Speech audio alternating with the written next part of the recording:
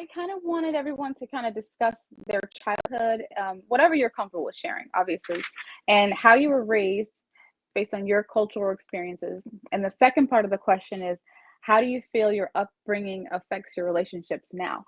I'm going to go, I have more follow up questions, but I kind of wanted to start with that so everyone can give their perspectives, and then I'll ask them more questions later. My childhood, oh my gosh, I was always outside playing with kids.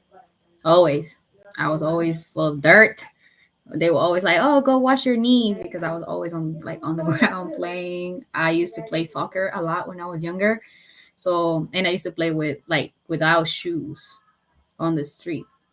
And I grew up in an area that it would be considered a hood in my country, but I was just being taken care of by my grandparents there. I didn't live there. So I used to go there every day, and my friends were there.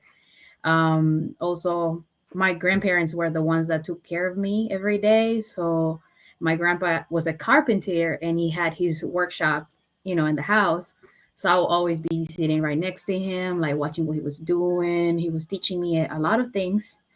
So I will consider it was a very healthy childhood, especially because even though my parents were separated since I was, really young, I never heard my dad speaking bad about my mom or vice versa. So I was still seeing my mom almost every day.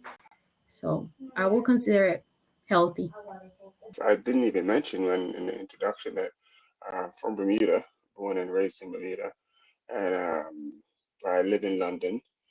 Uh, this is where my wife is from. She's from here, so that's why I end up moving here.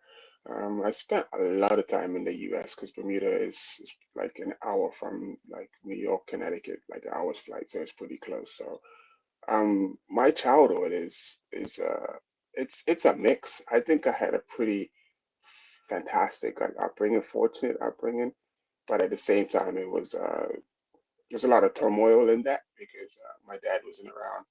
So I grew up with my mother in my grandmother's house. So like Sarah, I spent a lot of time with my grandparents. My grandpa did construction, built three massive houses. So and I later went on to like work with him in the construction and stuff. So but what I did like it was weird because it was a weird dynamic because my dad wasn't around.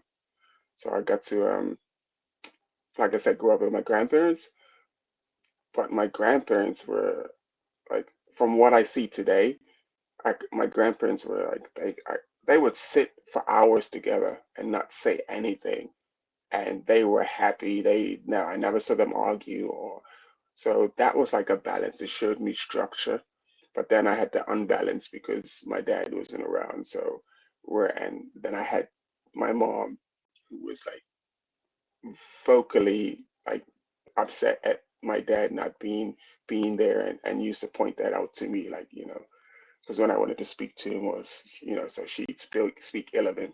So it was like in one sense I had a really solid foundation to watch, and at the same time I had strings pulling at me to you know like it was destructive. It was definitely destructive. So but I had growing up, man. In the summer I went sailing, swimming, all types. I was outdoors a lot. The BMX.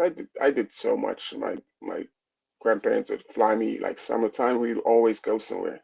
From 9 years old, always flying somewhere to for vacation and for at least 2 weeks of the year. So that's why I think I was pretty fortunate, like coming up and stuff. So, but at the same time, it was still totally tough. So it was weird. It was weird. It was weird, but I enjoyed it for the most part. So That is interesting. So you kind of had both dynamics. You had your grandparents who were like this amazing example, and then you yeah, had your mom and dad who weren't together. So you kind of got a chance to see both sides yeah, within the same home.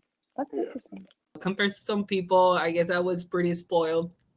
Yeah, Um, we know you're spoiled rotten. it's, Tell us. well, I grew up being my dad's only kid. I do have four sisters from my mom's side. So from my mom's side, I was spoiled because I was the only boy and I was the youngest, but I wasn't as spoiled as I was from my dad's side. I grew up always off-roading, horseback riding, uh,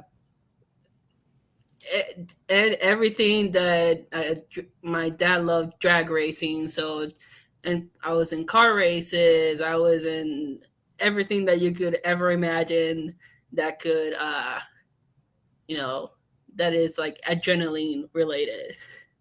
So I have a quick question. You said you were the only son.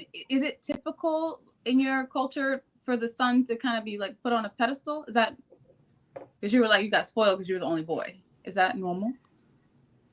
I don't think that the boy gets put in a pedestal. Mm-hmm. I do agree that most of the time we do have more freedom when it comes to certain things, but I was just spoiled because I was the only boy in a house full of women. Gotcha. And my Everybody sisters doted on you. And my sisters are 8-10 years older than me that were always taking care of me. So everybody, I was just like the cute little. They used to call me Tutti Frutti, walking around the house because I had red hair because I was born a ginger. So yeah, pretty interesting. My parents did separate when I was very young. So, I did grow up in a separated marriage kind of situation. They did not like each other at all. There was always a feud going on in some way, somehow. A parent saying that my other parent was filling my head with different things because of the way I was big or anything like that. But hi. But yeah, other than that, I would say I had a pretty good childhood. I can't complain compared. I was very fortunate compared to other people. I grew up typical Arab style. I had two parents. I was the only child, which is not typical. So I was very spoiled. I was a princess of the family, but my father did raise me with the very strict values of, like, don't be bitch, don't be conceited, don't be full of yourself. You still are a person, and you still have to compete. So I grew up that way. I went to private school for most of my life until high school, and then I went to public school, and that was a rude awakening. And then I went to high school, and I went to public high school, and so on. I went to Catholic school. Being a Muslim girl, I covered my hair for most of my younger years. So going to a Catholic school whilst being the Muslim girl, it was a little bit of a different experience, of course. Back then, Catholic schools could spank you, and we would get paddled still. I mean, I think that that's a practice that should be brought back, honestly. Let's see what else. I grew up. Yes. I grew up in many different countries. I lived in Colombia. I lived in Honduras. I lived in UK. I lived in Middle East, and America. Of course, I lived on the East Coast and West. And so I have a bit of a cultural background that's a little bit extensive. So that's the reason why I speak so many languages, of course. And in the beginning of my childhood, I did grow up fairly wealthy. Our wealth went down towards my later, after 5 years, our wealth went down a little bit. And then it went back up again. And we became extremely wealthy later on. So this is the position I'm living in right now. I was raised in a very Catholic and Puerto Rican household. My parents are still together, and they've been married now 47 years. That's awesome. That's awesome. Okay. So it was very strict. There was definitely never any talking back. My father used to tell me the stories. He did go to I'm not sure, because I'm pretty sure he was a different religion as a child, and he converted to Catholicism for my mother. And he mentioned that when he was in school, that they did also discipline differently back in school. So he did remind me of the ways things used to be. And I think that old school version of themselves never left. So the classic old school way of just having two strict parents, and when we complain and you hear a friend say the same thing, you'll automatically know exactly where they fall. So it's semi-classic, and I'm one of three girls. I'm the youngest.